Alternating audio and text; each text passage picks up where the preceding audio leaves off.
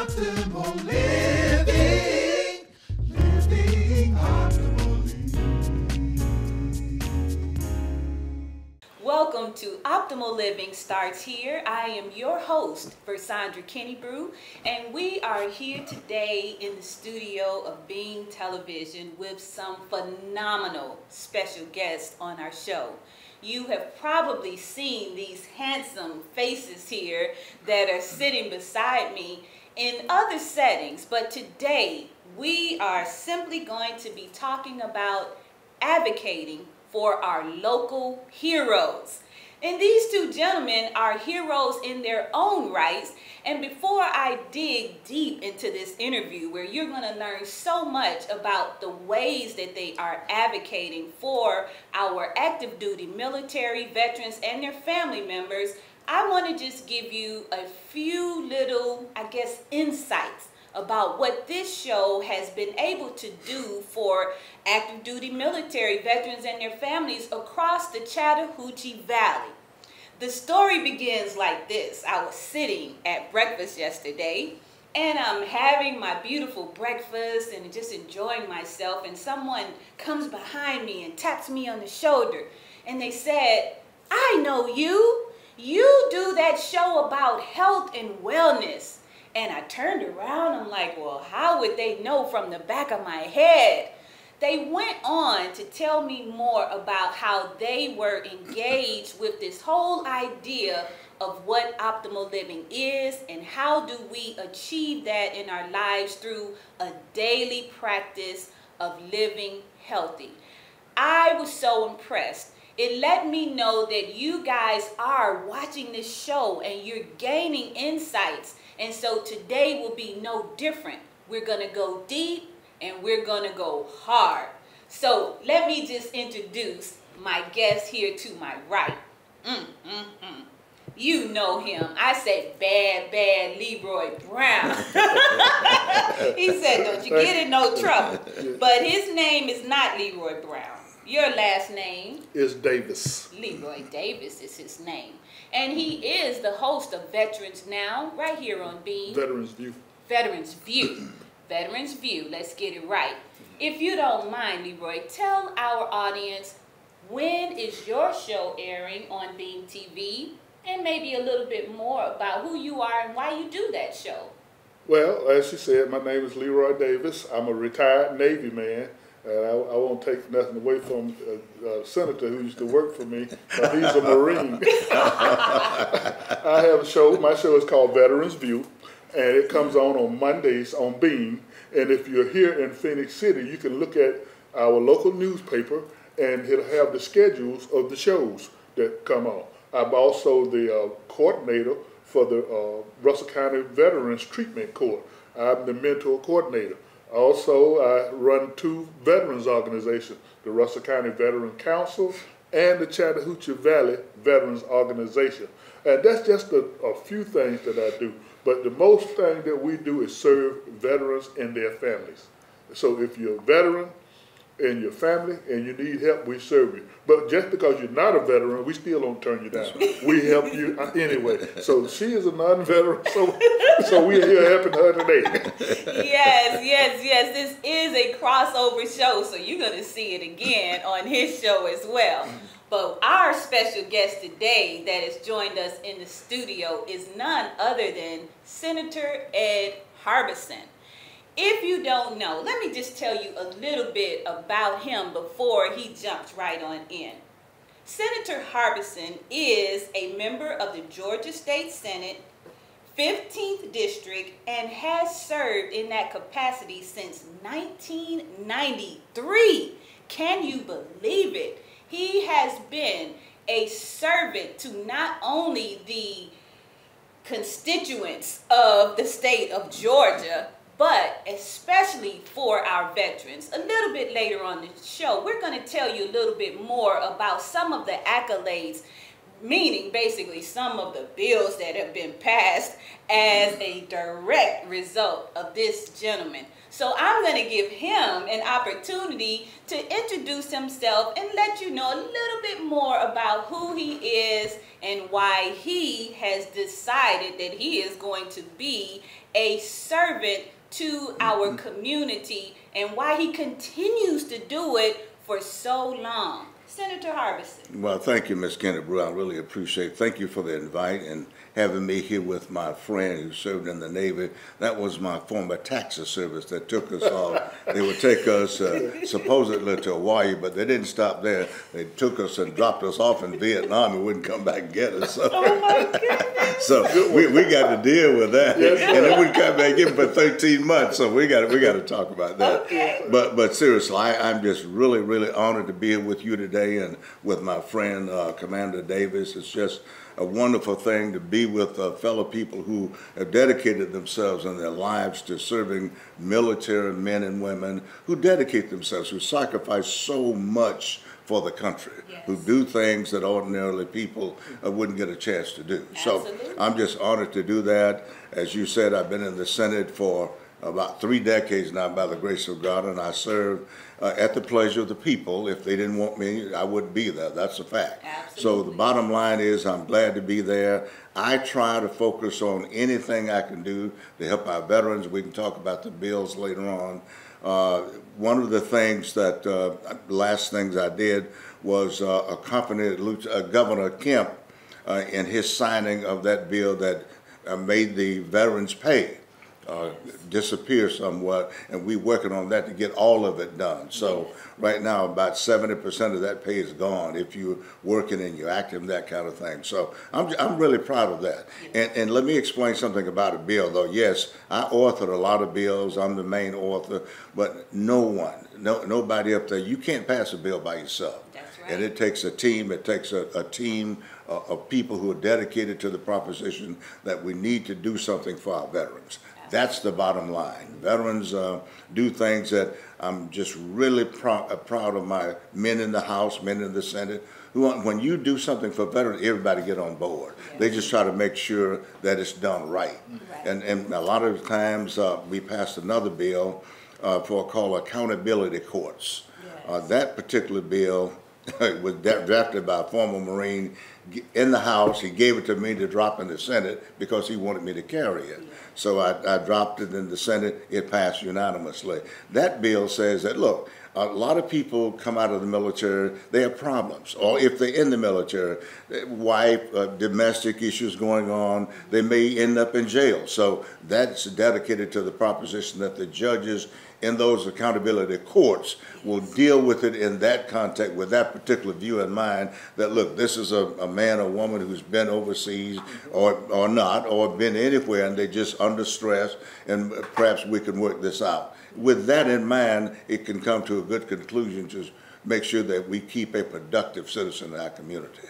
So that is a bill that we all proud of. I'm very proud of the bill dealing with the pension, abatement of the taxes and that kind of thing. But the bottom line is, if you introduce a bill in the Georgia General Assembly, from the governor to the House to the Senate, I promise you it's going to be looked at very seriously, and likely it's going to pass, because people want the military to feel welcome. They want them to feel that people love them and they care about them and they support them. Yes, yes, that is so important. And I feel like this is the perfect opportunity to even talk about the whys for both of you gentlemen. I've got to tell you, my dad is a veteran, and that's why this is so, I'm so passionate about supporting veterans. And he served in the Korean War. My dad turned 89 years, amazing, on this past Saturday. Wow, amazing. Great. And Beautiful. he struggles so much at this point. He has dementia, he has Alzheimer's, he's had 6 back surgeries, he just had a 3rd stroke.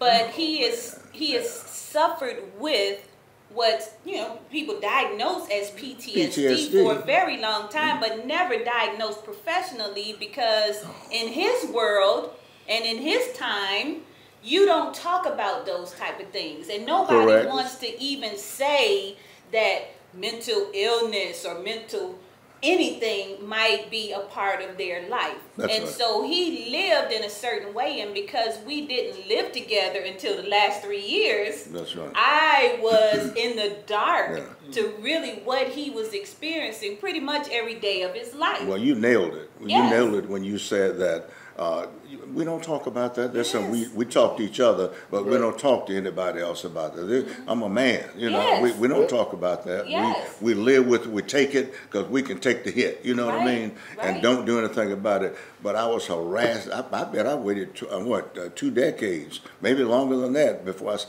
I don't want to fool with it.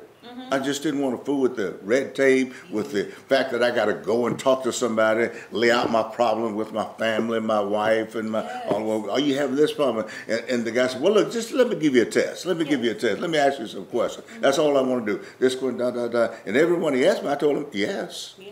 So that's what happened to your dad. He Exactly. he didn't expose himself, so to speak, to that process to get him some help. And he may not have accepted it even then. Right, You know, right, And- exactly. And you know, the other side to that is, and I sort of fought the military hierarchy at the time, is back then they called it shell shock. That's Yes. right. And That's right. with men coming back from Vietnam or from Korean War or whatever, they came back, and when you see all of these bodies that you're shooting, like all the shooters we got going on around the country, Absolutely. now you can see what damage those military rounds can do to a body. Right. But the point I'm trying to make is, they treated our officers because they was pilots, different things, so they got evaluated by psychiatrists. That's right. Every 6 months. Now, I know that for a fact because I served in the Navy. And in the Navy and the Marine Corps, if your pilots are flying off of that aircraft carrier or flying helos, whatever, they're going to get evaluated to make sure that they're competent to keep that plane in the air. But and not do if you're a its grunt. mission. Not But if if you're a you grunt. are a grunt or a regular sailor, you're not going to see that psychiatrist every month. So I made it my business when I retired because I had a problem when I was in recruiting. Because you know how hard recruiting was, yeah. and they put that pressure on you to put so many people in. That's right. And my problem, I went to the psychiatrist.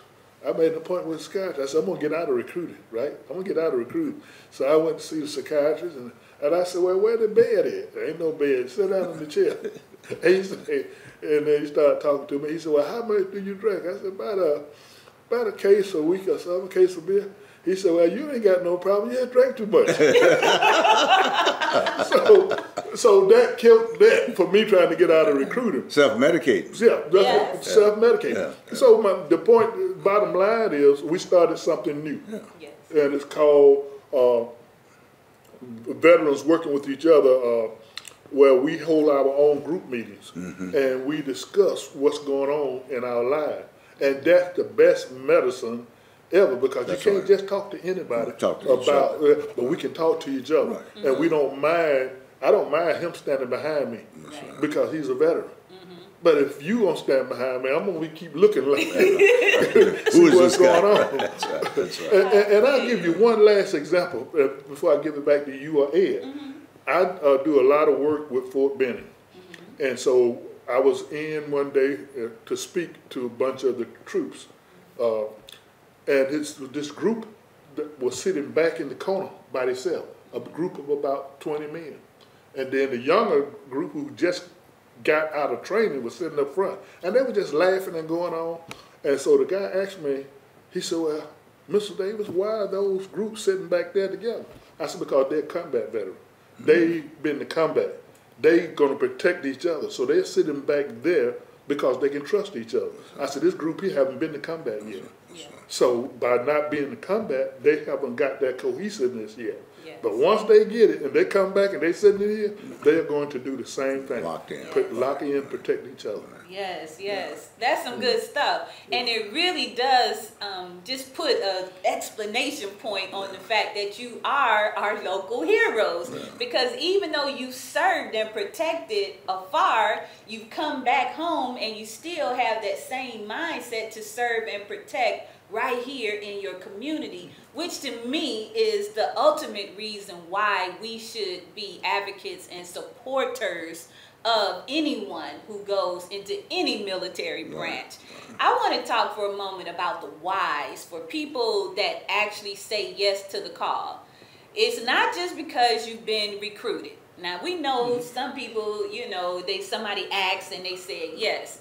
But generally, a person that signs up for the military is a special breed of person. Yeah, I was a special breed. I joined up because of the uniform. Okay. Yeah. It was my intention to go to the Army. Yeah. But I had a friend who said, no, you don't want to do that.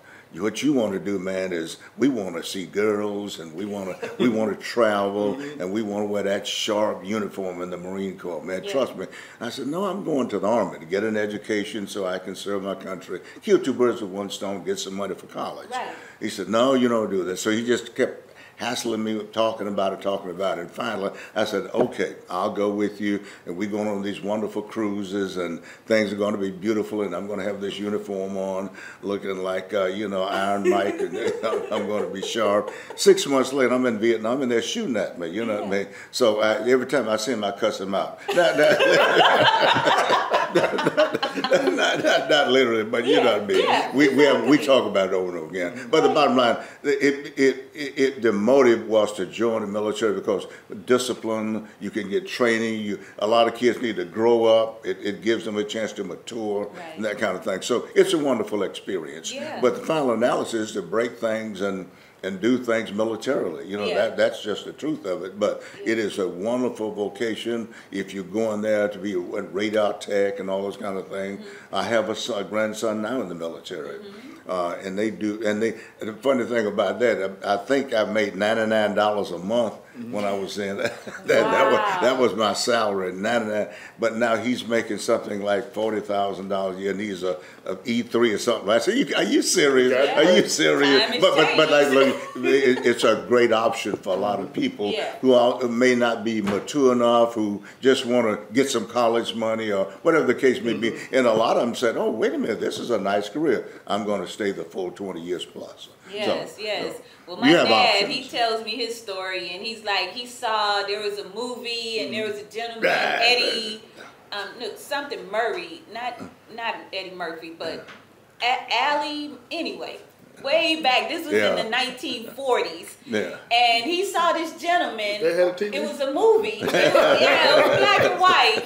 But he said that he saw this guy, and he was in the military, and he had gotten the most number of medals and stuff. And when he saw this guy and what he had done and how he got all these medals, he felt like he could do something similar, and it would help his family. That's right. And that his sister would have her first dress. That's one of the things, one of his claim to fame. He wanted to buy her first dress, and he wanted his mom to be able to have a house to live in. That's so right. he would go to the military and send the money back home. That's right. So that the family could be taken care of, and that was his way of supporting his family. How about you? What was your reason? Well, my reason is I came up in a community that at first we was going to all black schools, and then they segregated schools, and we had to integrate. So I said to myself, once I graduate, I'm not going to work in the cotton mills here. I've already been picking cotton and peas and all of that. Don't bring it up. So I said, I'm going to get away. And I didn't want to go to college at the time because all of the guys before me was going to college and getting out and coming back, working in the mills and stuff, whether they was managers or whatever. So, and I used to watch McHale's Navy. You ever seen that movie, McHale's Navy? Yes, I recall. And I was going to join the Army too because this is my home. And all I knew was the Army as far as military. Right. And we even had to learn the Army song in grade school. Over hills and over there, we have hit the dusty trail. Over there. Yeah, because this is one of the biggest Army bases. So anyway, I was going to go in the Army, and then I saw that movie, McHale's Navy. I started watching it. And you see some goofy men on a PT boat, a patrol boat. Having fun.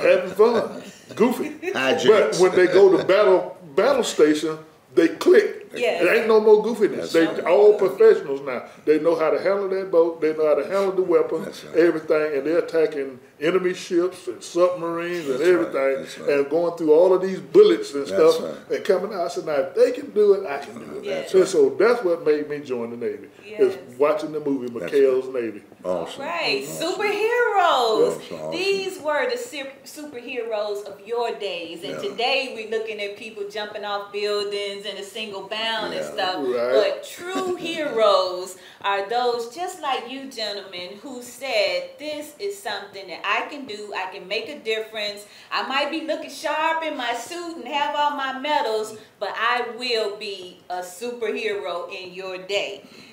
Tony Calloway. Yes. That's how I found out about you, Senator. And I was thinking, who do I have to come that is very passionate about the military and that could speak to these heroes here that are local and that can really inspire and encourage them to continue on. And when Tony said, I know the perfect person for you, I got on the phone and I gave you a call. And I just want to say that was such a pleasure to have that one conversation with you, because it didn't take much for you to say yes. Yes. All I said was military, and I gave you a few little words and you like, yes.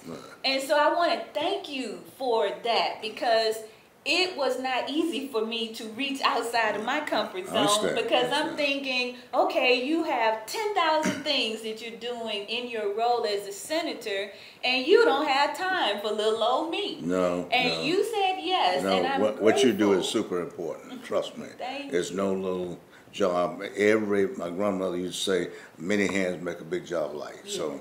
I just think we all can pitch in and do what we need to do for the military.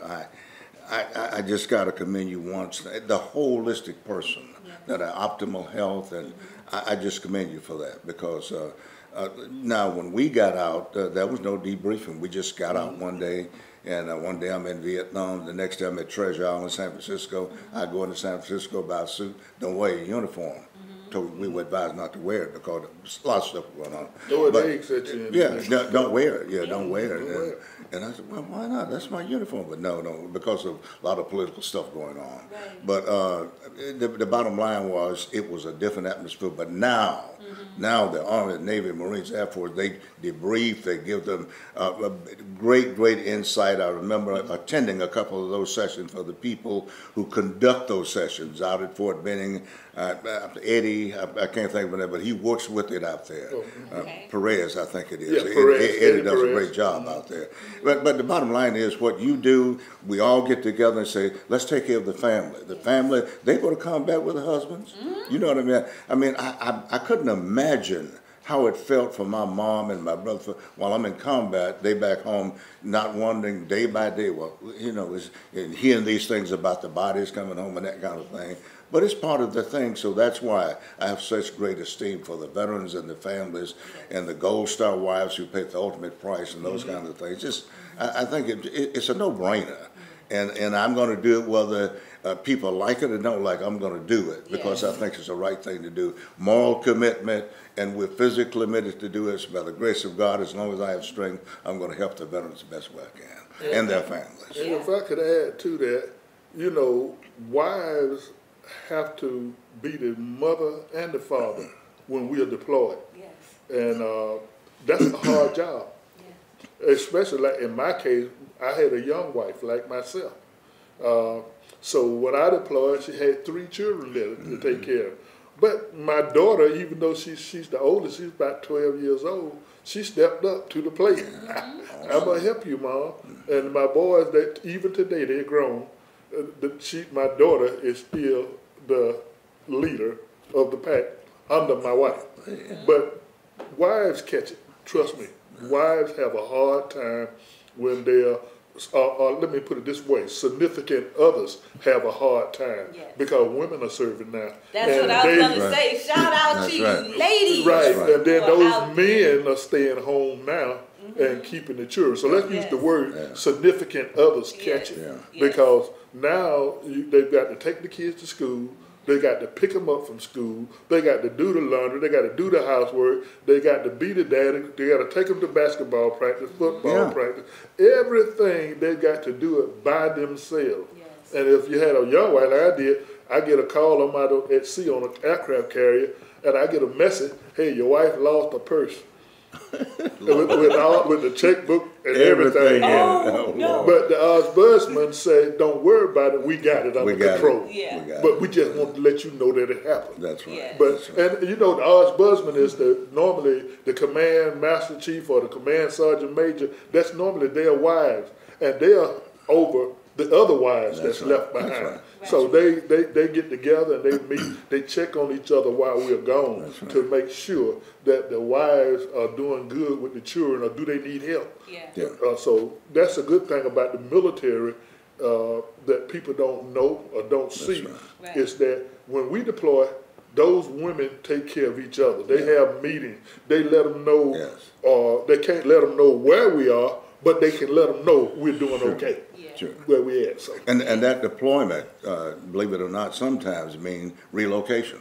Now, for instance, in Georgia, if that person may have been in Massachusetts and they have to deploy back to Columbus, Georgia area, there was a time when that person had to take care of the records for the schools, and they would hold up the records. They said, well, we got to be validated and authenticated. We passed a bill. I authored the bill saying, look, if that person, we're going to help these military children, you accept our word for it until the records catch up, and we're going to keep moving. Yeah. Right. You don't need all that drama and that hold up and that stuff going on for them, and this guy's deployed and the wife is worried about the husband and doing all the myriad things that you spoke of. So the whole thing is just everybody's on board trying to make it easier for that person to do his or her job. Absolutely. And I just want to take a moment now, because we're in a perfect place to talk about the overarching issue besides PTSD, besides the health challenges, the lost limbs, and the families who have gone through different challenges. We're talking about stress as the overarching foundation of what's really at stake here. Stress is not just a mental stress even. Stress is emotional, physical. I mean, hot water, going outside and it's cold and it's freezing, that's stress. It's stress on the body because it's taking you out of homeostasis, which is what the body is seeking at all times. So when we start talking about the problems and the challenges that military and veterans face, it's high levels of stress to the body, mind, and soul, if you will. And so that is why holistic health and wellness is so essential, because you might only see a problem with a limb or a problem with an eye, or you might see that one evidence of a problem, but the problems are so much deeper because of the impact of the stress. Now I found out through my research that our senator has recently received his induction into the Georgia Association of Broadcasters Hall of Fame. Congratulations. That means that you have been giving voice to the voiceless, giving voice to causes that people may not have otherwise known about. You have brought to the forefront through your voice by way of television, radio, for years. Right. How did it feel to get inducted? Well, it feel. I was humble. I was humbled by it. It's no way to get around it. I didn't expect it and look for it. Yeah. But you know, some people always maybe looking over your shoulder and saying maybe he or she did that right, and I apparently did something right to impress somebody. Yeah. And by the grace of God, I was inducted into the Georgia military. I'm sorry, I was inducted in Georgia Military Veterans Hall of Fame, but I'm the Radio Hall of Fame. Yes. And it was from somebody I worked with years ago in Atlanta. Yeah. And some other people connected with them here in the Columbus, Phoenix City area. And they sort of stacked up what I'd done and looked at it and decided to make me and another Scott Miller inducted into the Hall of Fame together. So I was humbled by that. It pays off. I've been a journalist. working at that radio journalist, see, and I enjoyed helping people. We would do things like helping the community, giving away free bicycles at Christmas. Yes. That, to me, that was a big deal. I like doing that, you know, because it made somebody happy. Made them happy. Turkeys at Christmas and that kind of thing. Mm-hmm. So I just want to shout out to the local radio station that I work for, WOKS and Fox 105, now Davis Broadcasting. Okay. And I just enjoyed doing that, and I was engaged in bringing the word about the status of the community and just general news overall. So I was just honored to do that. Yes. Right. Here at Beam TV, this is what we do here. We have amazing broadcasters, journalists, call them what you want, show hosts, but we bring information to you that you may not have heard anyplace else, but because you are watching this local station that is veteran owned, by the way, you are getting insights that so many do not. So we definitely want to give Beam TV a big shout out for being a part of that, getting these voices heard. The next thing that I want to talk about here is I found out there was a video. And so this is going to be your brief civic engagement or civic education moment where Senator Harbison is going to share with you how a bill becomes a law. Okay. We'll be back in just a moment. Hello, everyone. I'm Georgia State Senator Ed Harbison, and I'm here today to inform you on how a bill becomes law. At the Georgia State Capitol in downtown Atlanta, legislators convene every year for a period of 40 days to vote on different bills through a constitutional process. The final step for a bill to become law is for the governor to approve it. Let me walk you through the steps that a bill takes before finally going to the governor's desk for his or her consideration. First, a legislator will have an idea on a specific issue in the state that they see need action on. More often than not, this idea can come from constituents like yourself. Remember, our job is to serve you, so we are always on the lookout to address needs that you bring to our attention. Legislation may be introduced by either a state representative on the House side or by a state senator on the Senate side. The Georgia House of Representatives made up of 180 elected officials, and the Georgia State Senate made up of 56 elected officials. Together, they create the General Assembly. These two chambers represent the bicameral nature of the General Assembly. No bill will make it to the governor's desk unless it receives approval in both chambers. After a legislator has an idea for a bill, he or she takes it to the Office of Legislative Counsel to draft what will become law, the actual legislation, in the form of a bill or resolution. The next step is to file the legislation with the Secretary of the Senate's office or the Clerk of the House, depending on if the bill began in the Senate or on the House side. Then the bill is read and assigned to a committee on the following legislative day. On the Senate side, the Lieutenant Governor is responsible for assigning a bill to a specific committee. And on the House side, the role is filled by the Speaker of the House. While a bill is heard in a committee, the bill sponsor may invite policy experts, agency representatives, and other stakeholders to testify on how the bill will affect Georgians. Committee hearings are open to the public, and anyone is welcome to attend and have the voice heard at the same time.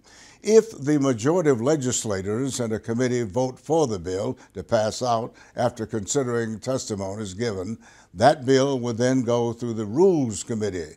The Rules Committee is an important step for a bill because that is the committee in which the chairman decides which bill will be voted on each day by the entire Senate body. Once bills are added to the calendar, each bill will then be brought to the floor for consideration of all members of the chamber, where an opportunity for additional debate is held before a final vote. If the bill passes favorably in one chamber, the bill process starts over in the opposite chamber, being assigned to a committee and passing favorably on the floor. So, if a bill started on the Senate side, it will then move over to the House for consideration. If that bill makes it through a House committee with no changes and through the House floor with no changes, it will then be sent to the governor for final approval. If there are changes to the wording of a bill on either side, those changes must be sent back over to the other side for approval of those changes. Once both chambers have passed a bill or resolution, the legislation will be transmitted to the governor's office for executive action. The governor will have 40 days to either sign or veto legislation, and any legislation not acted upon will automatically become law at the end of the 40 days. If the governor vetoes a bill, it will go back to the chamber from which it originated. The General Assembly can overrule a veto with the support of 2/3 majority vote in each chamber. I hope that this video has helped you better understand the legislative process, and I encourage you to keep your eyes and ears open for any ways we can create legislation to better serve you and our state. Everyone has a voice. Don't be afraid to use yours and stand up for what you believe in. Our state capitol is open to everyone, and I hope you get a chance to visit soon if you have never had the opportunity. My office is open if you have any question on how a bill becomes a law or about our state government in general. I'm State Senator Ed Harbison, and I wish you a wonderful rest of the day. We are back, and this is Optimal Living Starts Here, and I am Versandra Kenny Brew, your host. We have our wonderful guest still here in the studio, and we are talking about advocating for our local heroes who are doing amazing things, whether they're in the military or even if they are simply a firefighter or police officer. All of our local heroes are doing great work to serve and protect you and I. And so we are grateful for that. So we're going to go a little bit deeper into this interview. And I would like to just pass this over to my cohort over here who knows all things veterans related. And we're going to talk about some of those bills that Senator Harbison spoke of a little bit earlier in this interview. Well, Take it away. Senator, we know that you passed a bill, and Alabama veterans have not had to pay taxes on their retirement. We were trying to catch up. And we know that for my home state, right? So, but now you have passed that bill in Georgia, you and your fellow senators and House of Representatives. So tell us how long it took you to get that bill through. Ever since I was in the General Assembly, we've been trying to reinstate that. I want to be clear about that. It was sort of a reinstatement. And this is what happened. The history of it, just very briefly, is that at one time Georgia did the same thing Alabama did. But what happened, the civilian portion of the federal employees took the military portion to court. Well, not necessarily them, but the act itself, because why are you differentiating between us? We deserve what they get. We shouldn't have to pay taxes on our end of retirement as well. So to alleviate, the state couldn't afford that. So to alleviate that, they said, well, we got to do away with it altogether. So back then, they did away with it, and they've been trying to find a way ever since to reinstitute it to make it apply to our military veterans. So by the grace of God, Governor Kemp, and by this time, he had the willingness and the ability to do it. And we had the cash available. A lot of time it was just cash. We couldn't afford to do it because we were trying to pay this bill, trying to education takes a lot of money, half of the budget in the state of Georgia, and we hit that low turn in 2003 and 4, I believe it was. And then we were just struggling trying to find the money, but all of a sudden, the opportunity, the money, and everything came together, the willingness, and the bill passed. I don't think anybody voted against it. So it was just a wonderful feeling.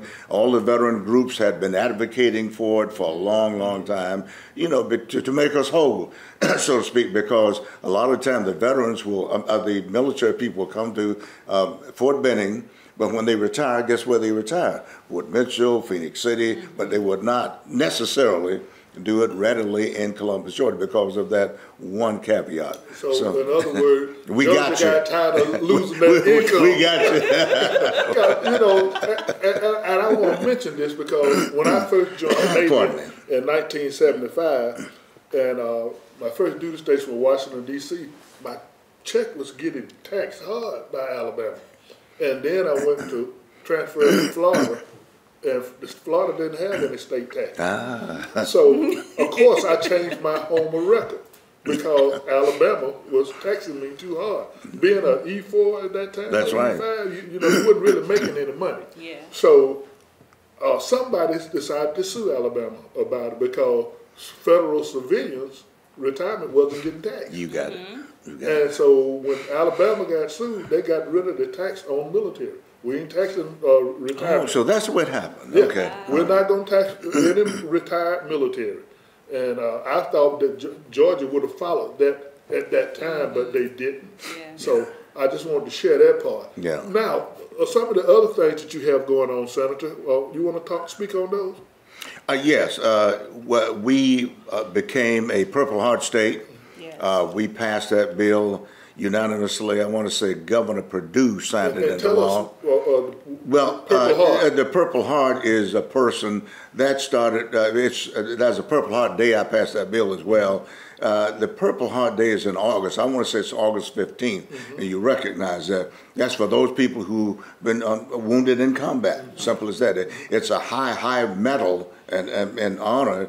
And as a matter of fact, it's going to be right on that top row usually if you have a row of ribbons. I haven't worn my ribbon in so long, I don't recall. But I know that purple and white ribbon is really significant. It is something to be honored. Those people have been in combat. They were wounded one way or the other in some way. Some maybe not as severe as others, but you carry that designation of being a Purple Heart recipient.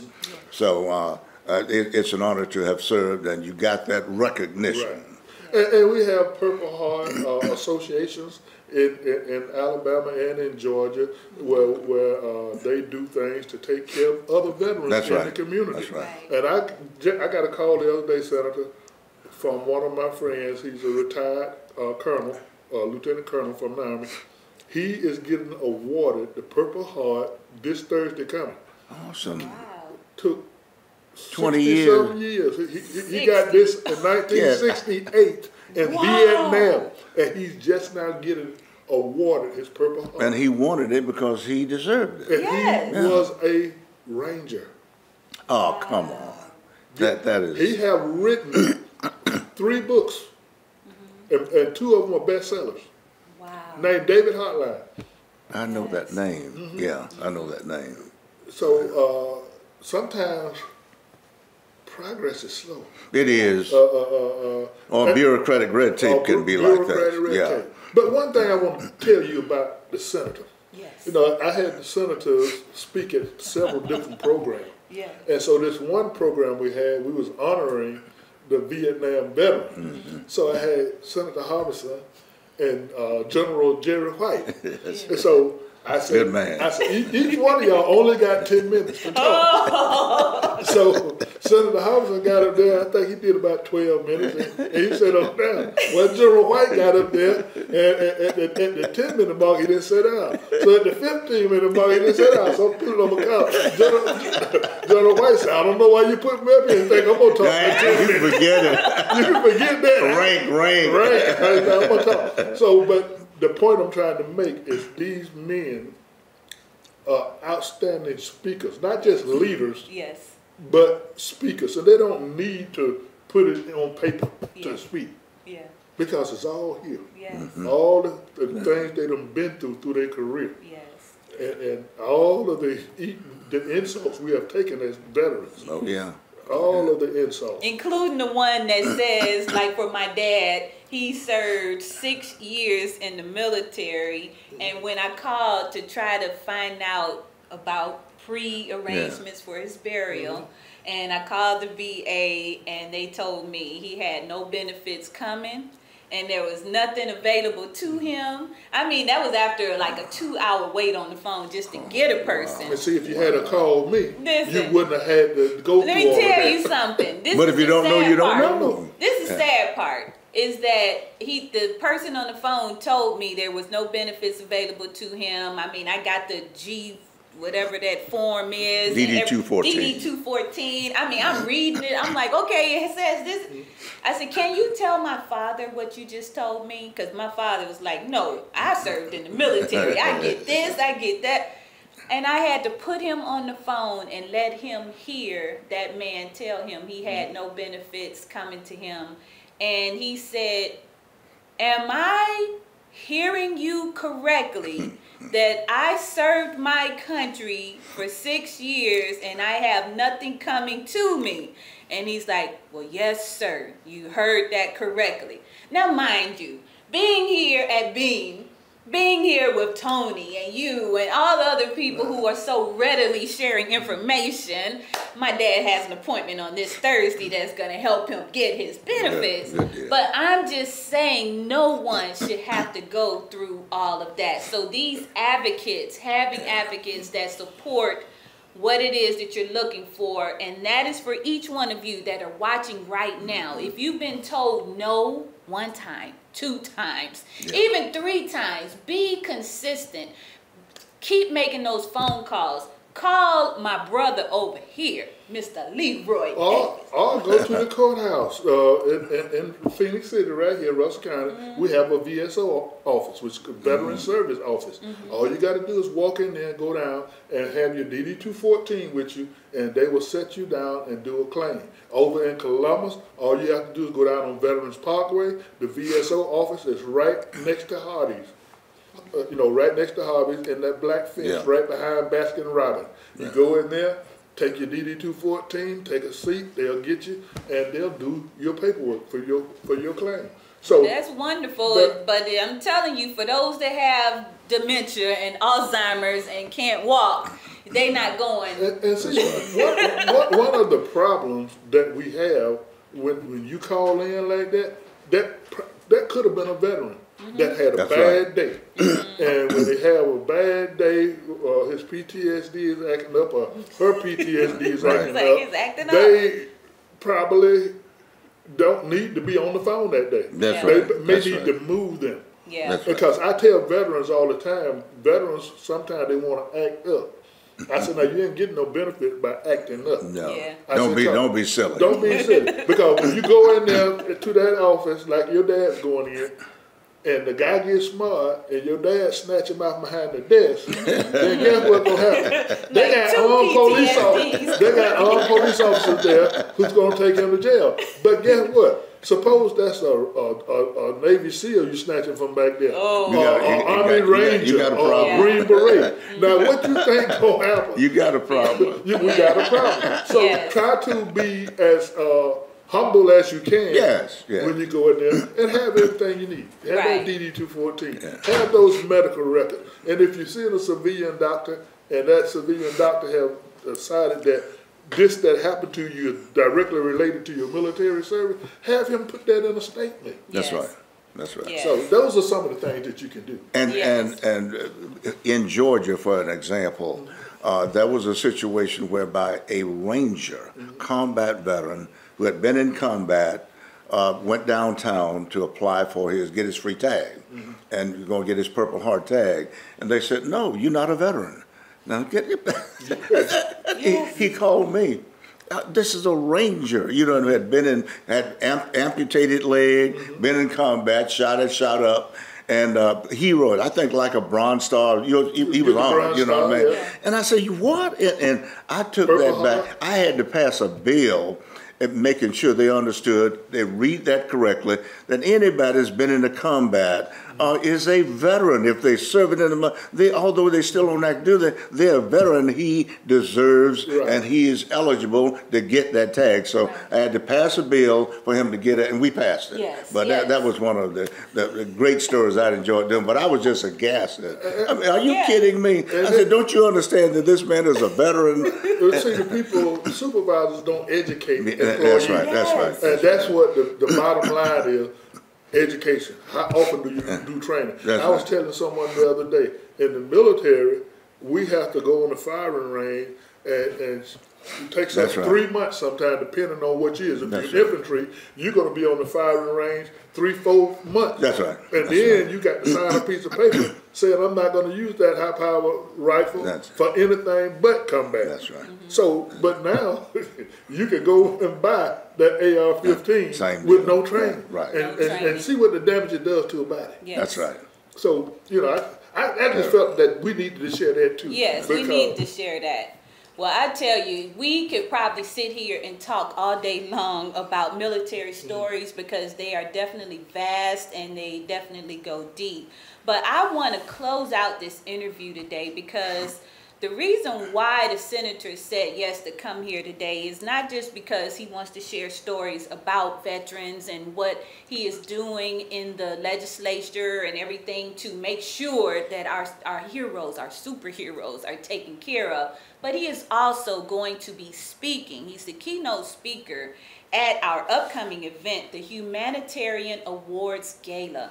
This is happening on September 9th, so please mark your calendar right now for September 9th, and it's going to take place at the Columbus, Georgia Convention and Trade Center. We do invite you and your family and all people that are definitely, I guess, excited as we are about advocating for veterans. It's going to be a wonderful evening. This presentation that he will provide for us will definitely be uplifting and inspiring. But beyond that, we will have some great live music and dancing. We will be celebrating our sponsors who are supporting the Veterans Family Retreat Weekend. This entire weekend, the September 9th and 10th, is all dedicated to the health and wellness of veterans. And we will have them out at Lakeside Retreat Center, spending a day doing yoga, meditation, mindfulness. They're getting massages. We're going to learn couples massage, even in the art of touch, and how to use healing, healthy touch as a form of art. So there is so much that is coming on this weekend for our veterans, and I am grateful that these gentlemen took their time out today to discuss how they are advocating for veterans and how you too can be a part of that advocating as well. So let's go around and give our final words before we head out. Since I started here last time, we're going to start over here with you, Senator. Let's get it, bro. I just want to take this opportunity to say thank you so much for what you're doing and what you're going to do, and the people that's affiliated with you to do the right thing for our veterans. You just continue to do it. I know it gets hard sometimes, thankless sometimes. People criticize you sometimes, perhaps unfairly, but the bottom line is you're doing a good deed, and good will always outweigh bad. And just keep focused on what you're doing. Ignore the noise to the left and right. Stay straight down the middle, and you'll do well and continue to do well. Bless you. Bless your father and your family. And you got a great task helping him in this. I raised my mom. I had to raise her again. When she got sick, I took care of her. I took care of my wife, and still took care of duties. So you got to pray. Yes. Pray about it and stay strong, and you'll be blessed by God. Yes. Thank you for what Thank you do. You. Thank you. Well, I want to thank you for having me, inviting me to be on this show with you, to be with such a great man like Senator Harbison. I want to give a Serve shout. a great God. Great God. Great God. Yes, great God. We give him all the praise. Amen. But I want to give a shout out to a friend of mine who's been under the weather here lately, City Councilman Pop Burns. So that he's recovering well, and we're still planning on having the Veterans Day Parade. Unfortunately, we're not planning on having the banquet this year. You know, coming out of COVID, we have not been able to do the things that we normally do, and get the sponsors we normally get to do that. But hopefully next year, or even if somebody hear my voice now, they may call and say, hey, what you need to do that Veterans Banquet this year, and we'll be glad to have that as well. Yeah. But just thank you for what you're doing, what you're going to do, and keep up the good work, as Senator Harbison said. It's get hard, people going to talk about you, but it's going to be more people that's going to say good things about you than it's going to be people that say bad things. Because they watching this show right now, they will say some good things, and they will tell you they like your show. Yes, yes. Well, if you are looking to learn more about the Veterans Family Retreat Weekend, please visit optimallivingretreats.com. optimallivingretreats.com. That's optimallivingretreats.com. You can learn more about the entire weekend that is dedicated to our veterans, our active duty military, and their families. And for now, we're going to be leaving you, but we hope you will tune in next week for the next episode of Optimal Living Starts Here. Optimal living.